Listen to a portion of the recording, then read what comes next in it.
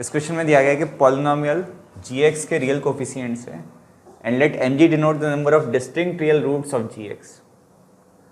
अब आपको suppose s एक सेट दिया हुआ है of polynomials with real coefficients defined by s is equals to x square minus 1 का whole square times a0 plus a1x plus a2x square plus a3x cube such that a0 a1 a2 a3 जो है वो real numbers हैं। ठीक है, mg का denote करते हैं number of distinct real roots of gx। Alright, now for a polynomial f let f dash and f double dash denotes its first and second derivatives respectively, then the minimum possible value of mf dash plus mf double dash। तो आपके पास fx already है, ठीक है, set of polynomials defined by, यहाँ पे f जो है वो s का सबसेट है, तो मान लो कि fx है x स्क्वायर माइनस 1 का whole square times a0 plus a1x plus a2x square plus a3x cube, जहाँ पे a0 a1 a2 a3 जो है वो रियल नंबर्स हैं। ये अप टू क्यूबिक पॉलिनोमियल है, ठीक है, ये क्या है, अप टू क्यूबिक पॉलिनोमियल है। तो अगर मैं a0 की वैल्यू 1 और a1 a2 a3 की वैल्यू 0 0 0 भी पुट कर दूं तो ये इसको भी सेटिस्फाई करना चाहिए। तो वन ऑफ दी सबसेट में मान लेता हूँ, let me take a0 equals to 1 and a1 is equals to a2 is equals to a3 equals to मैं मान लेता हूँ 0। तो मेरा fx क्या बन गया प्रैक्टिकली, fx मेरे पास आ गया x स्क्वायर माइनस 1 का होल स्क्वायर। तो f डैश ऑफ x क्या बनेगा, f डैश ऑफ x बनेगा 2 टाइम्स x स्क्वायर माइनस 1 का होल स्क्वायर टाइम्स 2x, नहीं यहाँ पे स्क्वायर नहीं आएगा, टाइम्स 2x। और इसके इक्वल्स टू 0 के आप देखोगे तो कम से कम 3 रूट होंगे। कौन कौन से इसके रूट हो जाएंगे, एक तो आपने इसको सिंप्लीफाई कर दिया 4 times x minus 1 times x plus 1 equals to 0।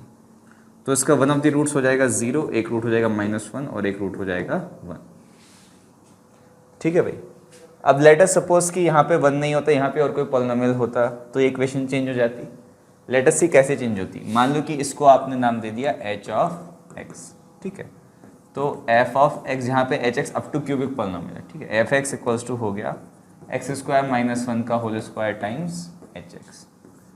f dash of x क्या बनता, दिस टाइम्स इसका डेरिवेटिव, तो 2 टाइम्स x स्क्वायर माइनस 1 का होल स्क्वायर, यहाँ पे स्क्वायर नहीं बचेगा, फिर इंटू 2x हो जाएगा times hx plus h dash of x times x square minus 1 का होल स्क्वायर।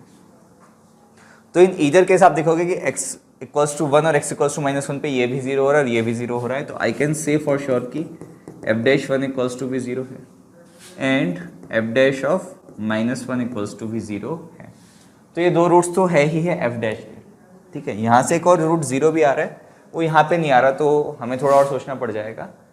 तो आप एक और चीज़ ऑब्जर्व करो fx के रूट्स के बारे में, कि आपको पता है कि f ऑफ 1 भी 0 है और f ऑफ -1 भी 0 है, और सिंस ये पॉलिनोमियल फंक्शन है तो ये कंटिन्यूस और डिफरेंशिएबल होगा। तो -1 से 1 के बीच में इसका एटलीस्ट एक रूट आएगा फ्रॉम रोल्स थ्योरम, ठीक है, फ्रॉम रोल्स थ्योरम